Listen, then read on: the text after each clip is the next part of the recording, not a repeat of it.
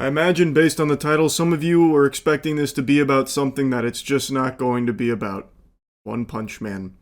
No, it's still very trash. My video hasn't aged poorly yet, but I'm holding on to hope, fingers crossed, with a rabbit's foot up my asshole, that the next episode, which should be all fighting, is beautifully animated. Because so far, I don't know where the budget went, because it is not anywhere noticeable in the show to this point. It's basically just the same as it was when I made the video a couple weeks ago. In fact, I would argue it got even worse. In episode 3, there is a I shit you not, and I've said that 3 times now in talking about One Punch Man because it sounds exaggeratory, but I'm being literal. There's even a Reddit thread showcasing it and talking about it. In episode 3, there is an actual 2-minute scene that consists of 9 frames. They didn't want to use flashbacks, so instead they used still frames, because I imagine they didn't want to use flashbacks because people would see a huge discrepancy in the quality from early One Punch Man to what you are now experiencing the fucking train wreck with season 3.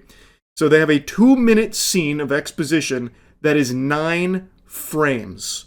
It is a fucking PowerPoint. It is so sad. And the one little tiddlywink we got of a fight was nerfed from what we were expecting to get. It even had a pretty laughable error where it made one of the male characters, one of the combatants in the fight, have titties. Because the animator that was tasked with it, I think, got confused on the character that they were animating. It's just a mess. And the more I've read about it, the more I realize it's probably not even JC staff to blame.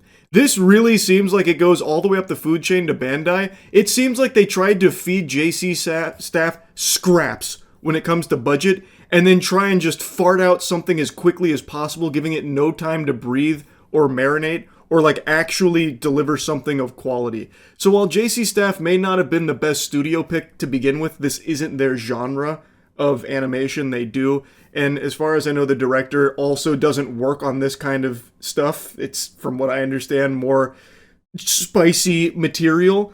So, like, while they may not have been optimal picks, it was made significantly worse because of how little Bandai seemed to care about quality. From everything I can find, it seems like Bandai just wanted to do this for as cheaply as possible. And even though it's been 6 years since season 2, they still just wanted to rush something out. Like, I don't know how you can put your fingers up your ass for so long doing nothing with a property as beloved and as popular as One Punch Man and as desired as One Punch Man, and then just be more than happy to spend no money on it, choose your cheapest options every step of the way, and then just have this diarrhea displayed here to fans of the property. I actually blame Bandai far more than I do JC staff. And I also know that the director of season 3 has just completely quit social media because he's been being harassed by fans so much. And I think that shit sucks. He shouldn't have been harassed or anything like that. I truly think he is not solely to blame or anything for season 3's disaster here. I really think it's not entirely his fault or anything like people are trying to say it is. He had basically an impossible task with no money to even give it like a real, try with gusto.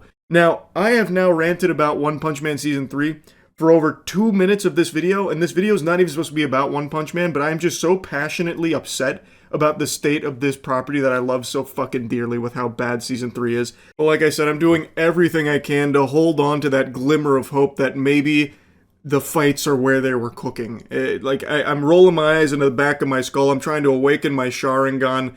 If this was the Warhammer 40k universe, I'd be like one of the fucking orc shamans trying to actually like project through belief and bring into reality a good fucking episode of One Punch Man. I am so desperate for it. We'll see. Only a couple days away, and we'll see if maybe the fights are where it shines. Anyway, I've yapped about this for over 2.5 minutes in a video that's not even supposed to be about One Punch Man. This is supposed to be about a different anime that fell off a cliff many years ago that a lot of people dropped and since had been spitting on it for years now. But I think the latest season, which is the final season, is really good. And I even think the season before this, it started to find its footing, and now it's really starting to pay off. My Hero Academia. When My Hero Academia premiered, it was a breakout success, an international success that was reaching levels like Attack on Titan. And it, over time, started to lose its luster. For me, the show really started to get stinky when All Might was no longer the commanding presence that he was. I think he was the most compelling piece of My Hero Academia, and no one was really there to fill that void. So after his character arc was complete, it really felt like most viewers started to tune out and not care as much. And I also don't think it helps that the show started to really focus on shit that I think most people don't give a fuck about. Like throwing a successful, carnival. Well, not a carnival, I guess, per se. But just like slice of life shit and very underwhelming villains that they'd introduce, like Gentle or something like that. Just really lame things. And it felt like the show went into this fugue state where it was focusing on these boring aspects. And many people, myself included, I think, just started to collectively drop it. But now that the show has progressed so much since then, a lot of the big story arcs are now reaching their climax. Last season, it was setting up all the pieces on the chessboard while also having extremely hype moments with great fights. Like everything that'd been building for almost a decade now is reaching its ending, and it's very satisfying to watch. It's beautifully animated. It's finally hype again, and it's really good. This season, I think, has been spectacular. There hasn't been a dull moment. There hasn't been anything, like, weak about it. I feel like it's gone in a really good direction, and it is delivering on the hype that it used to have. And it's just been a very refreshing thing to see. You finally get things like Bakugo and Midoriya teaming up to try and take down what feels like insurmountable foes with All for One and Shigaraki, who's now become basically the fucking devil, evil incarnate, like actual god mode being on this planet that just wants to see everything upended. He wants it to all just burn, rot, decay. How do you beat them? And it's just been really fun. I'm just happy that, and I know how the show ends. I don't love like the ending. I read the manga's ending. Not my favorite. That one gets a bit of a woof from me. But I still think that the journey here is really good getting there. And maybe they change things around in the ending a little bit to make it better. I don't know. I mean, that doesn't really often happen, but you never know. And it's not the worst ending I've ever read or anything. We're not talking platinum end levels of trash ending. Anytime I bring up bad endings, I cannot help myself but mention that show.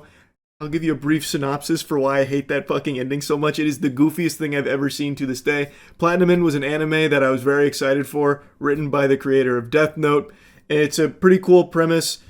God is withering away and he's choosing his successor because there needs to be a god. So these angels go out and they choose their champion, basically. And they choose people that were suicidal, like tried to take their own life because they believe that those people are the best candidates because they understand life more so than people that haven't gone through that kind of hardship. So they each choose a champion, and then it's a battle to choose the next god. They fight each other.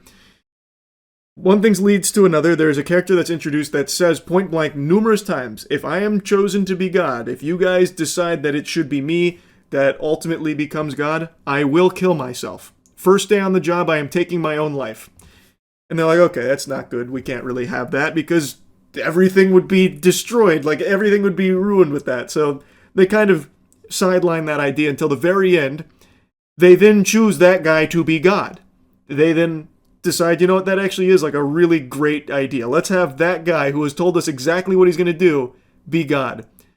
And lo and behold, he gets the position, it submits the resume, he wins, and pretty much immediately, he kills himself. And in doing so, all of humanity dies with him. And they're like surprised by it. It is so stupid, and that's the end of the show. Humanity's dead.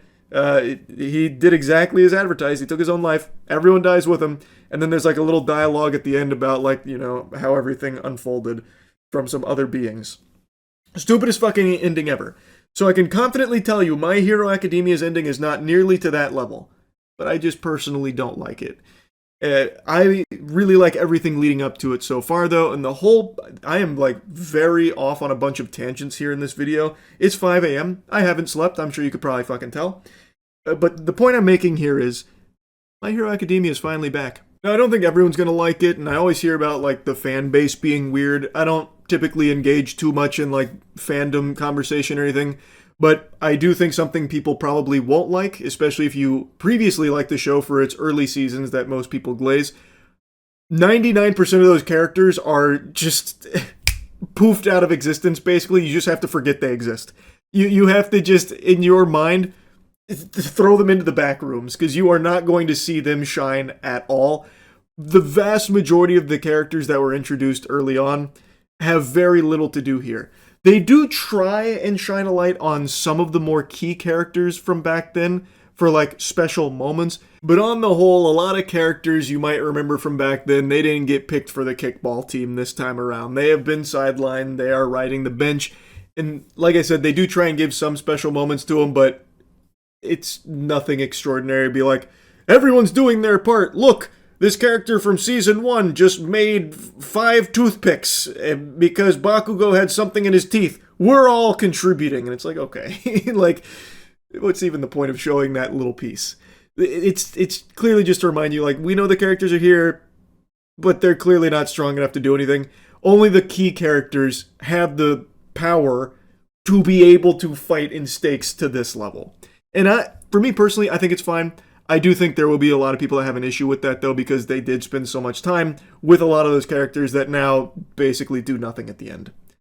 It is what it is. It was a huge cast. They weren't all going to be able to do cool stuff here. I'm actually impressed that they were able to do so much with so many characters here in the last 2 seasons.